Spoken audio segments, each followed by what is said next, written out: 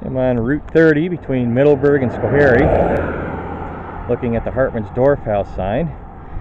Hartman's Dorf was founded probably in 1713 by a large contingent of the Palatines who came to the valley that year.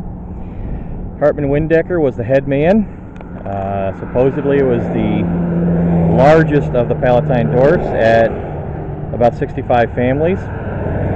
Of course, this settlement was probably mostly on the other side of the road, or the west side of the road, not on the east side where the sign is. But it wasn't a settlement that lasted very long. By 1723, most of the people here started moving to Tulpehocken, Pennsylvania. This is after people here in the valley, the Palatines, had their last breath of possibility of keeping their land without making arrangements with the 5 and later 7 partners, which led to most of them leaving this area. By 1731, this village settlement was pretty much abandoned. Might have been a few families still living here, but by that year Hartman Windecker himself got some property adjacent to other property that Conrad Weiser Jr. had purchased, and that was out by Kinnajaharie in the Mohawk Valley. So he moved out by that time, and as far as Hartman's Dorf goes, it was pretty much off maps by the time of the Revolution.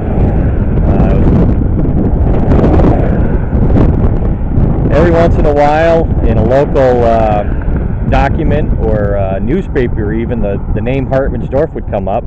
That's mostly just for local use, just to kind of describe the area that somebody came from or an event was happening. Now in 1781 there was a blockhouse built here. This is after the Johnson raid destroyed the valley, so the forts were overcrowded, and the Niskensdorf fort was built in the spring of 1781, and also a large blockhouse.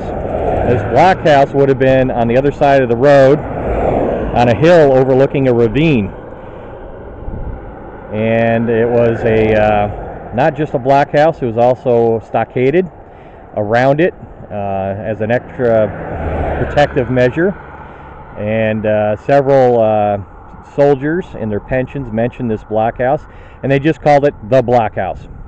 That was it, to distinguish it amongst others. So another incident that happened at the blockhouse area, this is before the blockhouse was built, is in 1780, after Johnson had left the middle fort. At least one pensioner mentions that Major Woolsey, who was in command of the fort, made a sally out of the fort with some volunteers, and they were able to engage Johnson's rear guard of the army, and according to this soldier, was able to inflict some casualties. So that was right in the same area that the fort was, or that the blockhouse was eventually built upon, because the road at the time went right by it.